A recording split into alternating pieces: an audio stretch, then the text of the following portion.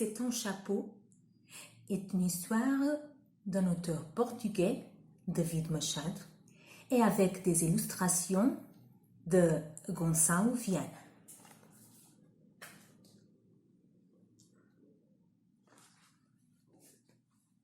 Je sais que c'est bizarre, mais ce matin, un oiseau a volé jusqu'à moi et s'est posé sur ma tête. J'étais en retard pour l'école et je ne pouvais pas jouer avec lui, alors j'ai secoué la tête pour l'effrayer. L'oiseau volta d'excitation, mais tout de suite après, il revint, niché dans mes cheveux. J'ai essayé de lui parler, de le convaincre qu'il pourrait mieux reposer les ailes n'importe où ailleurs. Et puis, je lui ai aussi expliqué que je ne pouvais pas aller en classe avec un oiseau sur la tête. L'oiseau fit semblant de ne pas m'entendre et se mit à siffler.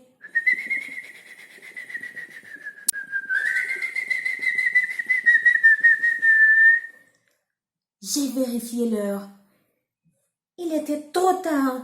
Je n'avais plus le temps de discuter avec un oiseau obstiné qui en plus m'ignorait. Alors j'ai couru jusqu'à l'école. Une fois arrivé, j'ai attrapé l'oiseau de mes deux mains et j'ai tiré pour l'enlever. Mais il s'accrochait si bien que je me serais arraché les cheveux si j'avais continué. Je n'avais pas d'autre solution que de le laisser là. Dès que j'ai ouvert la porte de la classe, tous mes camarades me regardèrent. Certains mettaient la main devant la bouche pour ne pas montrer qu'ils riaient. La maîtresse m'a demandé pourquoi j'avais un oiseau sur la tête. Je lui ai donné la seule réponse que j'ai pu trouver. Ce n'est pas un oiseau, c'est mon nouveau chapeau. On dirait pourtant bien un oiseau. Non, non, je lui répondis, prisonnier de mon mensonge. C'est bien un chapeau.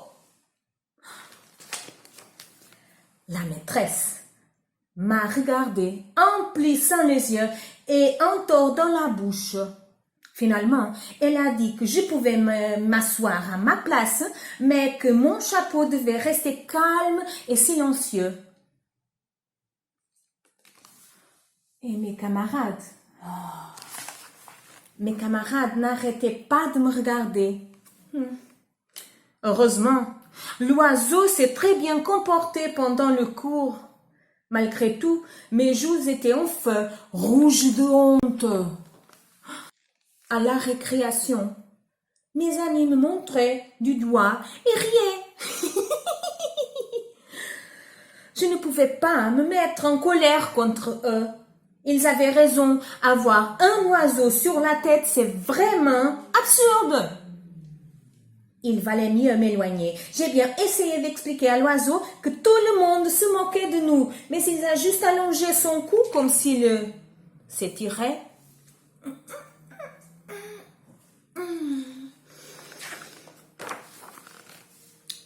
C'est là que Maria s'est approchée.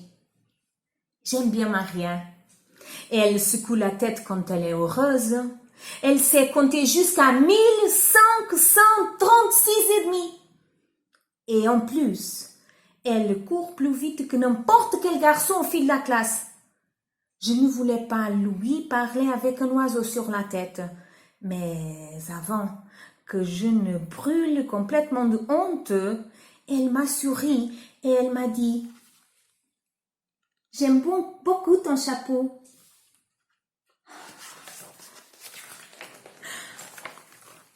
Et ainsi, avec de ces simples mots, tout mon embarras fondit et disparut.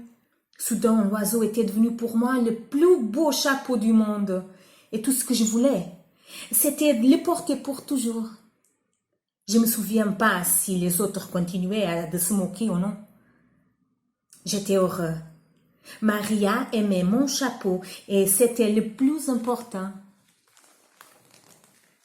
Dans l'après-midi, quand je suis rentrée, Ma mère a voulu savoir pourquoi j'avais un oiseau sur la tête. Ce n'est pas un oiseau, c'est un chapeau. On dirait pourtant bien un oiseau.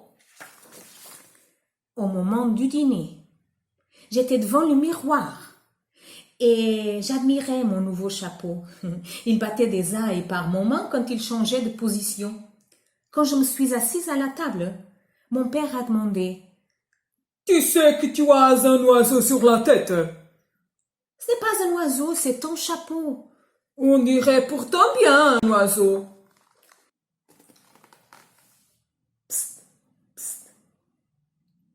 Le lendemain matin, je me suis réveillée impatient d'aller à l'école. Je me suis habillée, j'ai pris mon petit déjeuner, je me suis brossé les dents et ensuite j'ai mis mon sac sur le dos et je suis sortie de la maison. Et je sais que cela est étrange, mais c'est alors que l'oiseau sur ma tête battit les ailes, décolla et s'en alla. Je ne sais pas pourquoi. Les oiseaux ne donnent pas beaucoup d'explications quand ils font quelque chose. J'ai attendu longtemps qu'ils reviennent. J'ai senti la panique monter dans mon cœur. Je ne pouvais pas aller en classe sans chapeau. Et si Maria ne m'aimait plus sans lui? J'ai marché lentement, m'attendant toujours à revoir mon chapeau voler et atterrir sur ma tête. Mais ça ne s'est pas produit. J'étais déjà arrivée et je me disais que je ne serais jamais plus capable de parler à Maria. C'est à ce moment-là que j'ai vu le chat qui dormait sur les marches devant l'école. J'ai pris le chat avec soin pour ne pas le réveiller. Ensuite, je l'ai posé sur ma tête. Quand je suis entrée dans la classe, la maîtresse m'a dit: Pourquoi est-ce que tu as un chat sur la tête? Ce n'est pas un chat, c'est un chapeau. On dirait pourtant bien un chat. Non, c'est un chapeau.